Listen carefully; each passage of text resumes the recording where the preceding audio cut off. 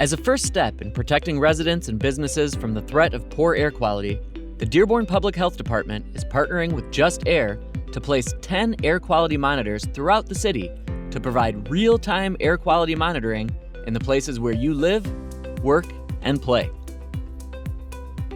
And our goal here is really to measure air quality throughout the city so that in the places where people work and play, residents, employees, anybody in the city can really be empowered to protect their health.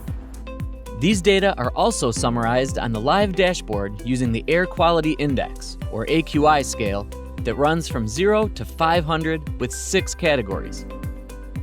Below 50 means good air quality, with little to worry about. Between 51 and 150 represents moderate or unhealthy for sensitive groups, including those with health concerns, such as pregnant people or people with asthma. Above 151 represents unhealthy, very unhealthy, or even hazardous. Everybody should take note and limit time spent outdoors where possible.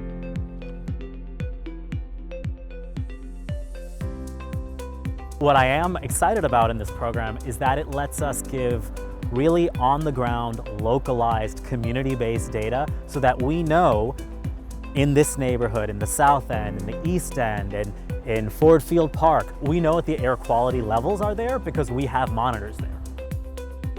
As we've seen, the risk posed by any particular AQI level varies by pre-existing medical conditions. But it can also vary by what you're doing.